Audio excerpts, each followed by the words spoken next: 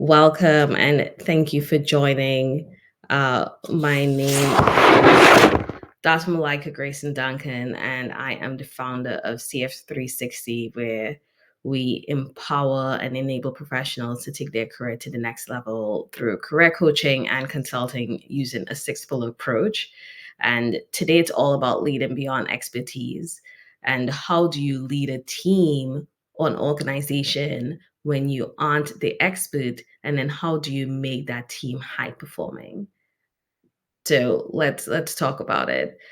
um, and this is an interesting topic because as I get into the topic, I would love to hear more about your experiences, but also I have some of my experiences that I can share as well.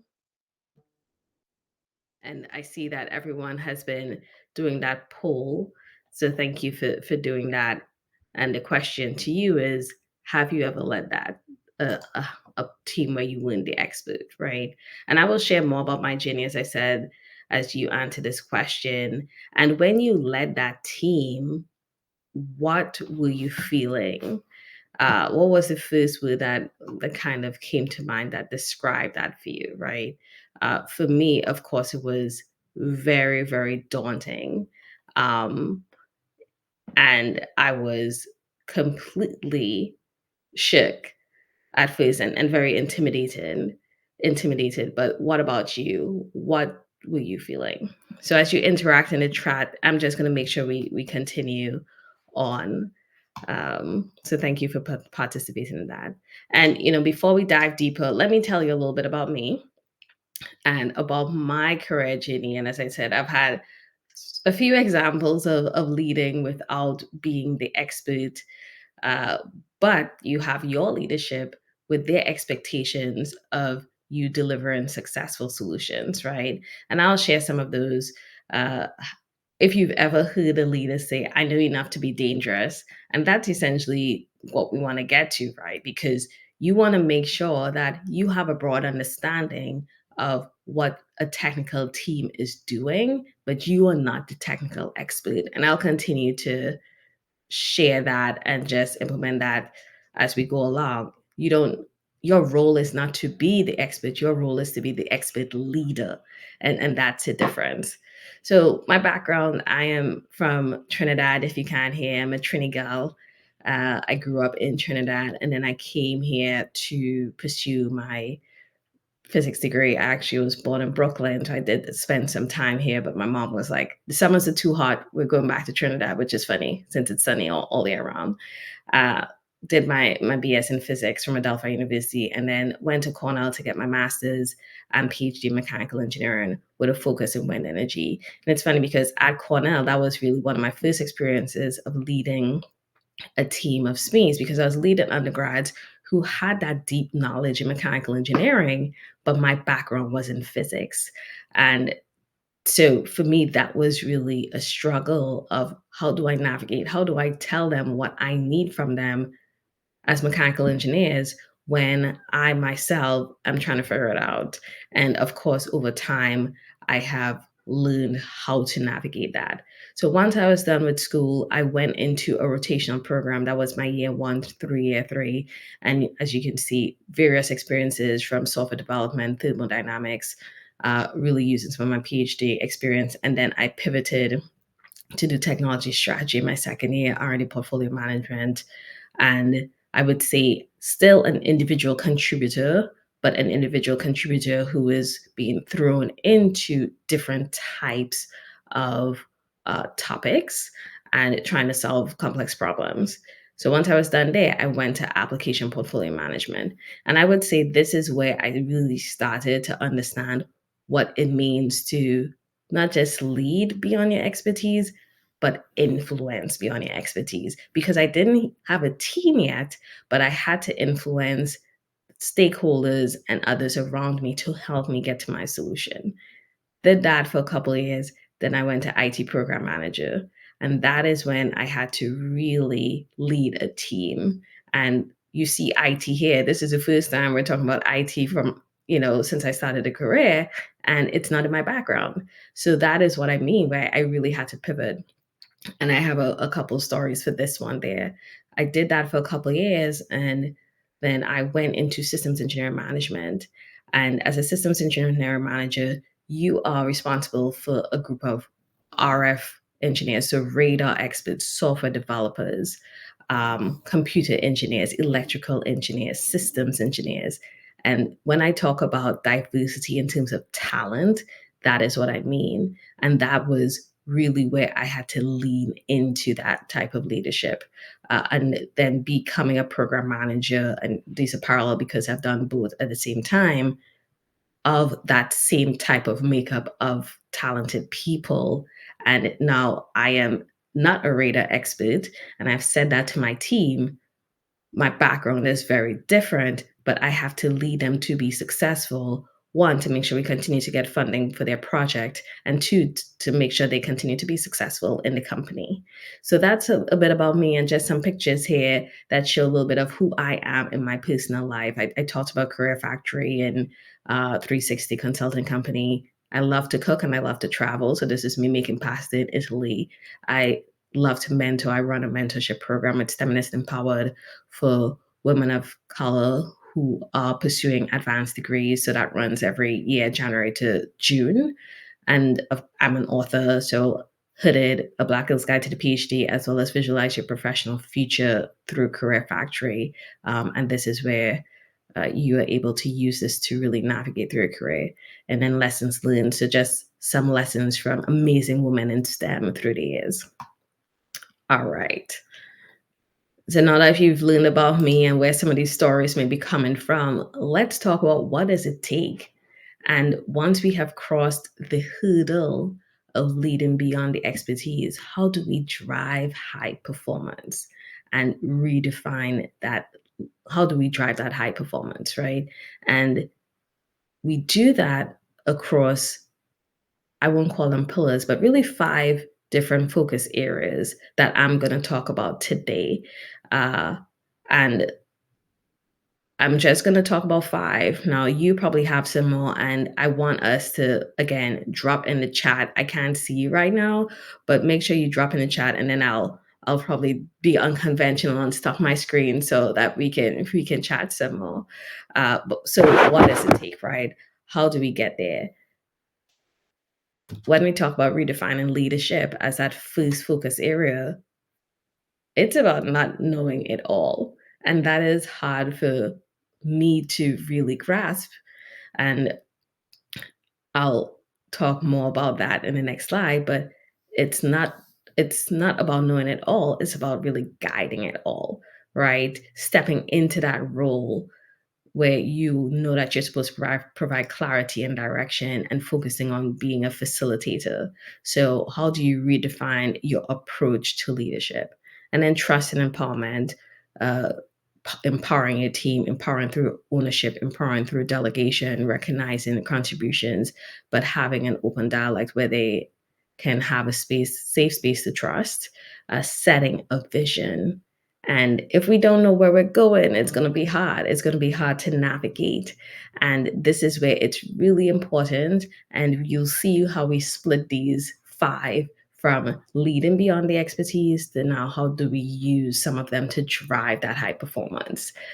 Communication, creating that safe space, open communication, and then of course leveraging your experience, your skills, who you are, what makes you unique, right? That's you bringing your perspective and your insight to your team needs.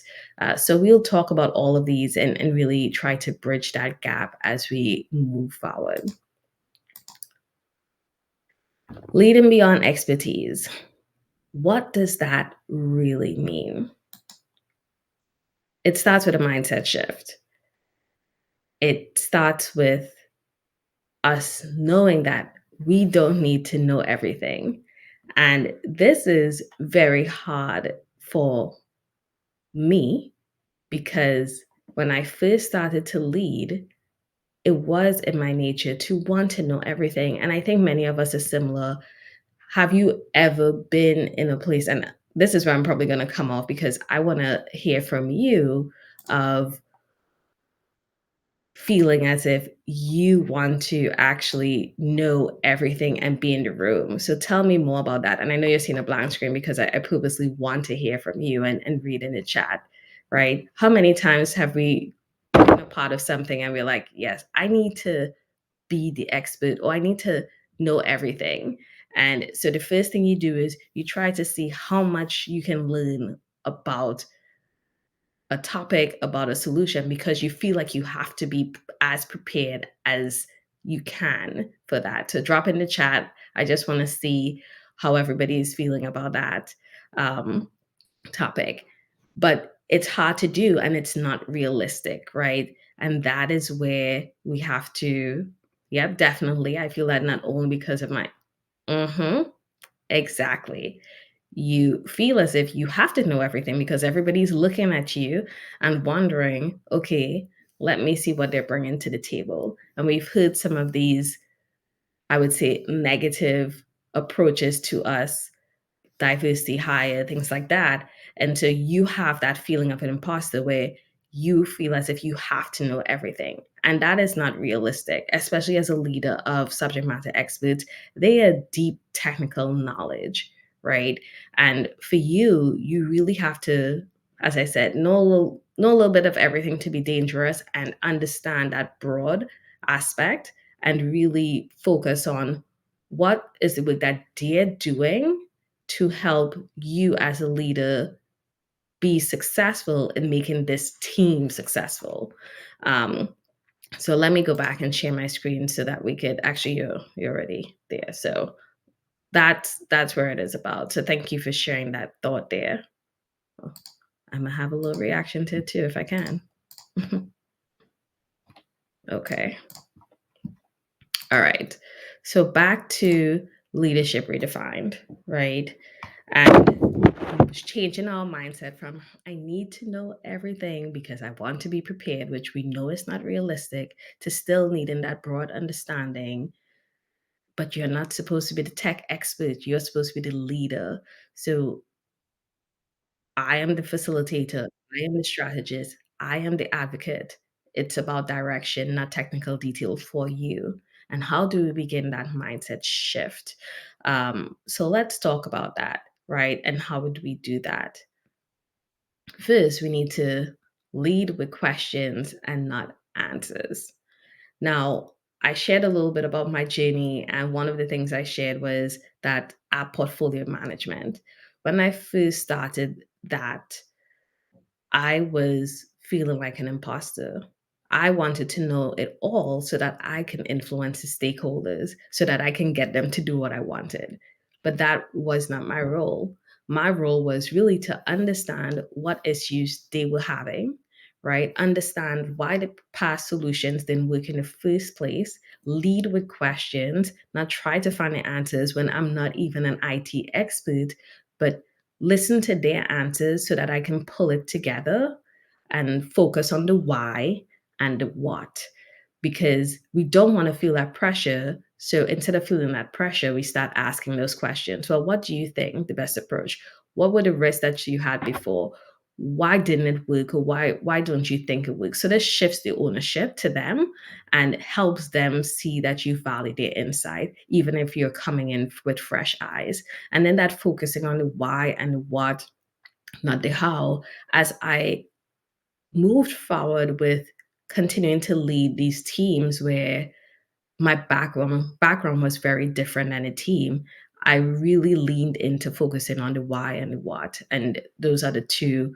I have one other that I'll share there, but it kept my leadership on really clarifying what the goals were and leaving the technical how to, especially the radar team that I led, to the subject matter experts. Because again, I don't know how to build a radar, right? I don't even know how to fix one. I had to take a whole overview radar class. So that's that broad vision so that I could be dangerous, right?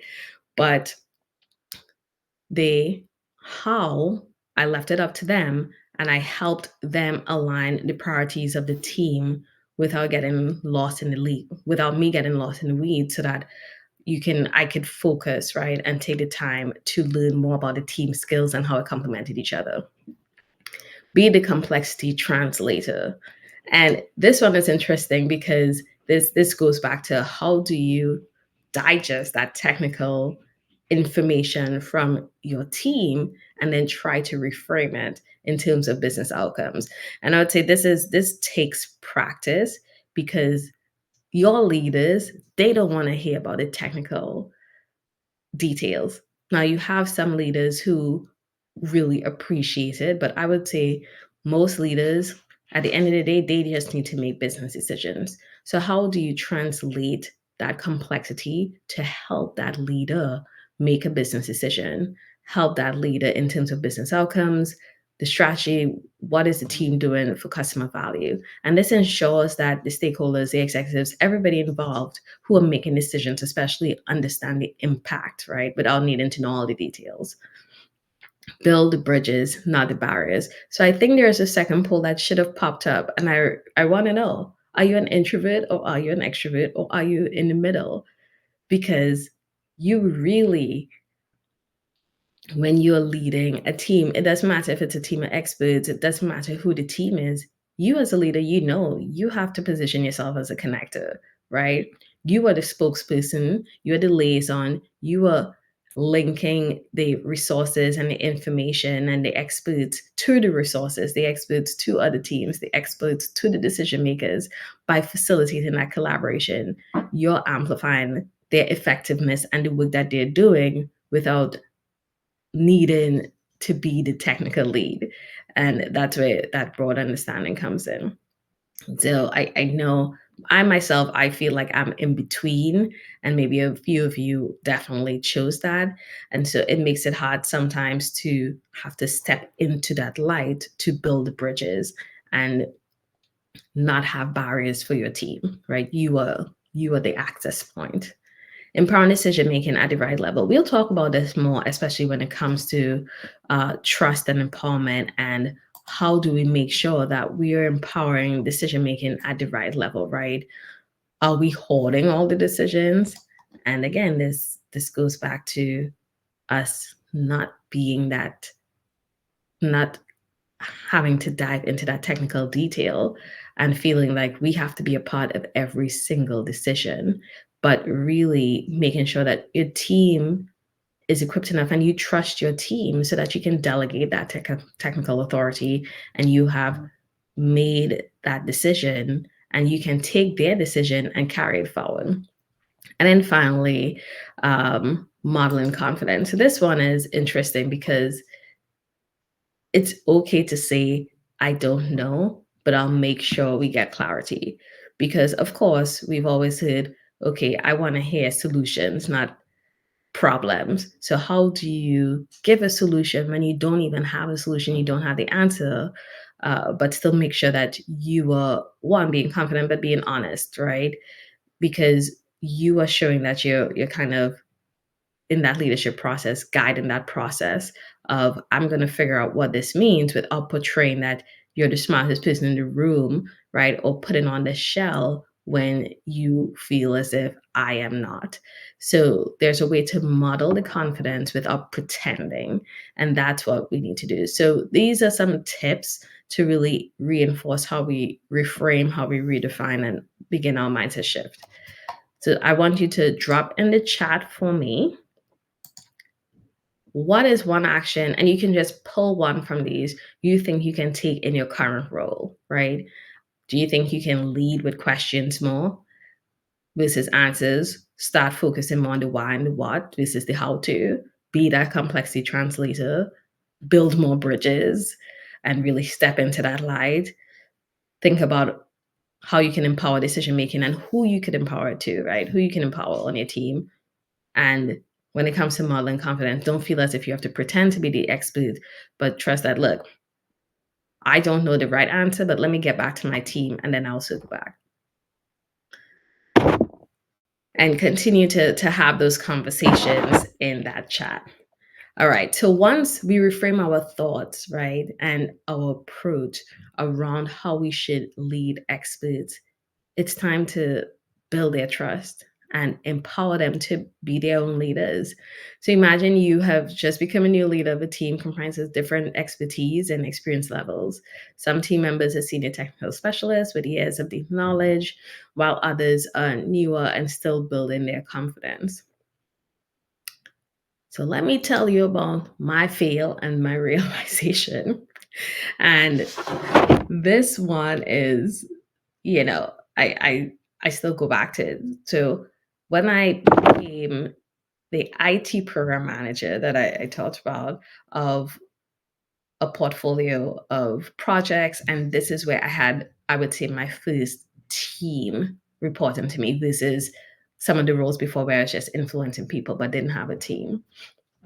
The first thing I did, I was like, let me tell you about what I have and my vision for this team and where I think we need to go. Immediately lost their trust.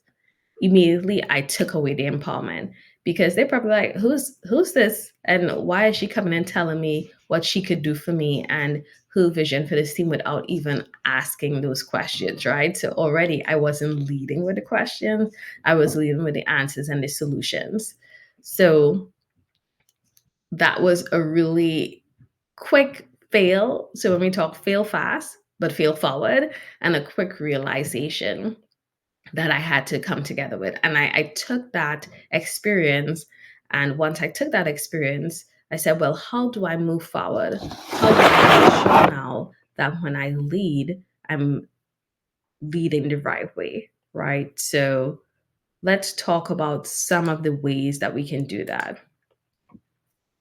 Practice active listening. You can be listening, but you're not really listening. You're just letting the person talk and it's just noise. When people, especially this means share their experience, their perspective, listen attentively, listen fully without rushing to respond, right? Really try to understand what they say and but paraphrase back. And that's something that they appreciate. Make sure you give credit.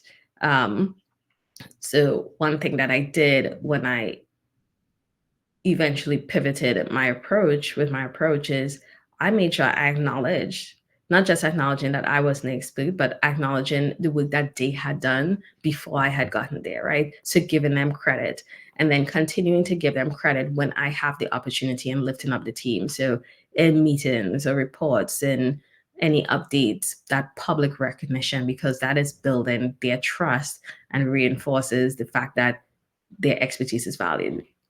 Delegate decisions. So we talked about that. Delegating at the right level. And instead of saying, you need to do this, I don't tell them how to. So going back to how to, I'm telling them, this is my end goal of what we need to show to our customer, what we need to show. So you decide the best approach and you keep me updated. So I'm giving them ownership of the overall outcomes, right? So that they feel empowered and that gives them the accountability to make sure they make it happen. Being transparent. It's hard to be transparent sometimes because that transparency sometimes it comes with vulnerability, which we'll talk about in communication. But here, when I say be transparent, is really sometimes you want to walk through your thought process with them and also ask them to walk through their reasoning, right? And I have found that when I am transparent with my team, especially when it comes to some maybe leadership decisions, because they don't understand some of the things that we have to navigate as leaders, the administrators of the political, the office politics. But I'll give an example. We were challenged with funding very early on in the year, where the team was at risk to lose funding, and so the team members were at risk to lose their roles, and we would have to find them new roles. And what I needed to show as a leader was that our team, we were making progress with our solution, but not just that, something tangible like a demo. And I told the team, I said, look, we are about to be cut, and this is why, and this is what we can do to make sure it doesn't happen. How can we come together and come up with a solution? From the time I was transparent and really took them out of that bubble of okay, the team and you just protect the team, immediately they began to come up with solutions. Okay, we may not have the full solutions, but this is what we can show. And that would not have happened if I wasn't transparent. Creating that safe space, and I actually put creating that safe space together with that transparency there, because you want to establish those forms, right? I think this is kind of self-explanatory. Do your people feel safe enough to come with you with ideas, to come with you with issues? We want them to do that so that one one individual's or one person's issues or one challenge that pops up isn't going to propagate across the team. Provide cover and advocacy. You have to protect your team. You got to protect your team. Protect your team from unnecessary distractions. And you may feel like, oh, well, but we just talked about being transparent, right? Transparent when it comes to bureaucracy and external pressures. And it really is about finding that balance, because you're providing that top cover, but you also want to make sure that you're empowering the team. Like you feel as if they could handle some of the tough decisions being made, and they have the right to know so that they can know how to help you accomplish the team's goals. Celebrating wins and even I would say lessons learned consistently, because you know big milestones, small milestones, it doesn't matter. It's really important to just make sure that you shout out the team whenever you can. And then finally, challenge him privately. Even though you may want to call out somebody in public or just stop them, there is a way to do it. So you may hear something and just take a note, but you want to challenge them privately, because that also builds trust and it shows that you respect them enough. So we've talked about trust and empowerment, and if you have more tips on how you have built trust and empowerment in your team, please drop it in the chat. Let's pull all the thoughts together. Now that we've created we've built that trust and empowerment, how do we now drive the high performance of the team? So you have your team of experts, everybody is happy and stuff like that. How do you drive that high performance? Well, once you've established that, let's talk about some of the myths that we've seen. A big team equals high performing team. First of all, if you've ever had to lead a large team, chaos in general. And that doesn't mean it's a high performing team. And I'm sure some of you have that experience where you can share that. A room full of PhDs equals a high performing team. No, because if you don't have that diversity and talent, you're not going to be able to figure out who is the right fit or who has the right skill that's needed to really accomplish this task to make us successful. A room full of single individual efforts equals a high performing team. So, what I mean by that is everybody's working on a task and everybody's kind of doing it in a silo. That doesn't make a high performing team. And finally, high performing teams are self sustaining. We may get a high performing team, or you may get a team of experts to get to that high performance, and you're driving that high performance. You can't just leave them, let them be, and then you think they're going to sustain. They require ongoing support. They definitely require ongoing resources and guidance from you to maintain that performance level. And it's hard to juggle sometimes if you have many teams and one may fall off.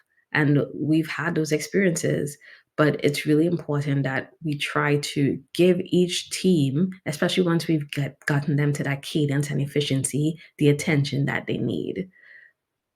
A high performing team, it's like a recipe. I love to cook, and so I was thinking about how can I talk about this. And when you're cooking, you season your meat, you put all the ingredients that you need, and then you have that recipe, you have that dish that you love.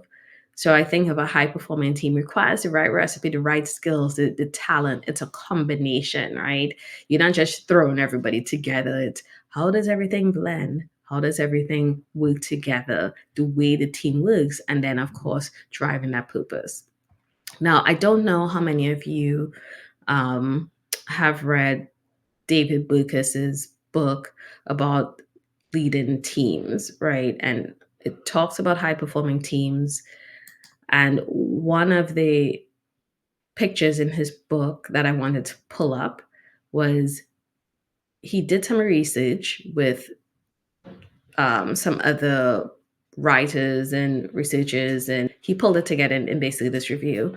And what he found was three pillars are necessary for creating and leading a great team: common understanding, psychological safety, and we talked about safe space, and then pro social purpose. So that's about the impact, right? So when we talk about the common understanding is does the team understand their expertise as a team, everybody's expertise. So, do they have clarity on that? And are they mindful of each other, the context of preferences?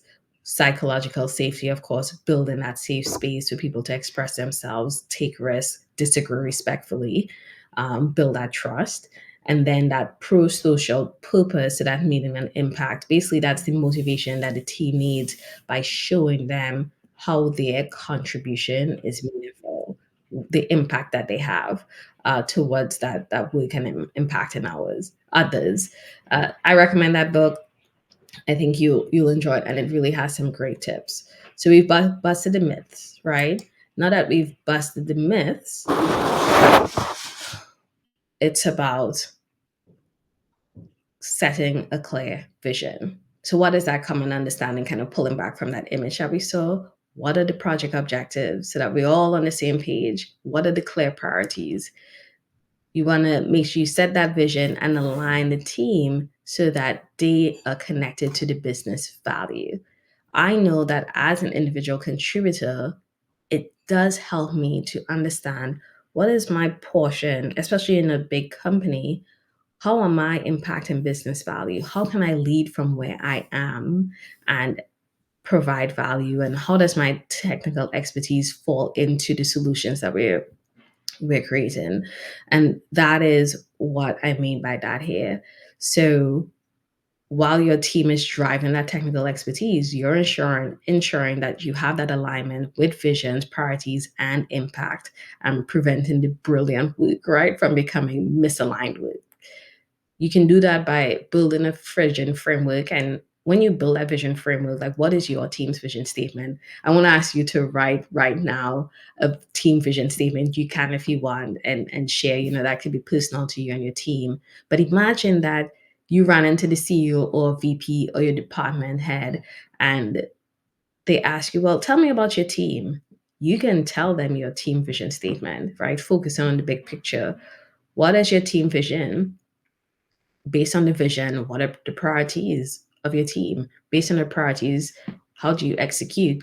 And then from this execution, what results are we seeing? So this is that vision framework that can help you, Dan. You want to make sure that you are getting the results from the vision that you've come up with, right? Is it going to highlight that? And use diagrams, use anything that you can dashboard to make the ideas clearer, because visuals do help connect the team. I know it's hard in a virtual environment, but having some type of common space like a Teams meeting or a Teams chat, you can put a banner where it's always about this is our team vision statement, so there's no misalignment. Once you set the vision and the team has the clarity, it's about communication. And we all think that we communicate great, and we all have different ways of communicating. And because we have different ways of communicating, that actually makes it hard to communicate and makes it hard to connect, because we're talking and we're expressing ourselves, but how are we making sure that we're connecting and building bridges?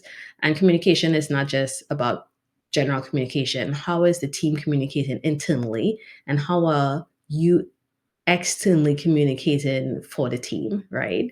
Especially when you have built trust, communication really enables and encourages that open and honest feedback and strong relationships. So I'm not going to go through all of these, but I'll just highlight or read it, what's in the boxes, the effective and consistent communication that's important, because that's really what's helping you drive your team effectiveness as a unit. We've talked about transparency, and you notice a lot of these are the same in some of the focus areas because they're important. It's important to be transparent as a leader and to be vulnerable when they see that you're transparent and you are encouraging your team to be open and honest. They are going to be open and honest. Listening to understand. We talked about asking questions, leading with questions, not answers. We talked about active listening and then listening to understand. You're listening, but are you really understanding and showing that respect? Regular alignment. Just because a team is high performing doesn't mean that they don't need to meet and everybody's going to be fine. This is where the communication is important. When your team is, and this is an absolute must, when your team is communicating regularly, like weekly stand-ups, pulse checks, that keeps the team moving on the same page, right? You got to use different modes of communication. So whatever that means to you, and what is that created? What is that shared language? As I said, and I don't know how many of you lead a team where everybody has a different background, but even as software developers, for example, somebody maybe C++, Java, MATLAB, whatever it is, Python, simplifying technical jargon, even amongst that, will help everybody feel included, right? You really want to help translate between wills as well. So when they're able to translate between each other, you can translate that to people outside of the team. And once you are at the point where you understand the skills of your team, you can encourage that equal voice, right? Because you're creating that space. And then, of course, once you have encouraged equal voice, you have gained the trust, you have empowered everyone, you created that safe space. Now it's time for that culture of feedback, culture of positive and constructive feedback, so you can continue to improve and not just criticize. So we've talked about the vision, we've talked about communication. Now, finally, it's time to really leverage your unique experiences. This is where we shine as leaders because you will bring a fresh perspective, unbiased approach to the team and projects. And I really want y'all, as we're talking about this and we're wrapping up, what is one unique skill you have that you can bring to your team right now? Drop it in the chat. Power skills. I like to call them power skills because your difference is your strength. So you are applying insights from your previous leadership roles. Think about how the skills that I have learned in my previous role can translate and how can I draw from those past lessons. And to help you do that, you create a skills log. And any skill that you can think of, is fair game, right? You are leveraging whether it's negotiation, conflict resolution, communication, branding, to create a great flyer. Write it all down because you never know. First of all, creating a great flyer will make you a great PowerPoint engineer, which is what you need as a leader. Leverage your network. We talked about building bridges and making sure that you can really stand in that light for your team. How do you leverage your network to connect your team with stakeholders and partners and opportunities? Because also as a leader, you aren't just helping them get to a solution, you're also helping them in their career. So how are you also being that mentor, that coach that they need, apart from them making sure that you'll get to that solution? And then you have no choice but to be adaptable and curious because at the end of the day, your diverse background is equipping you to adapt and to think on your feet quickly and to thrive in this new environment and domain. So really make sure that you're leveraging those unique experiences and your power skills and everything that you need, and you're drawing on those past lessons because your difference is your strength. So let's bring it all together, and then I'm gonna stop screen so that I could get back in this chat and see what I missed. But remember, you have to reframe your thoughts on leadership.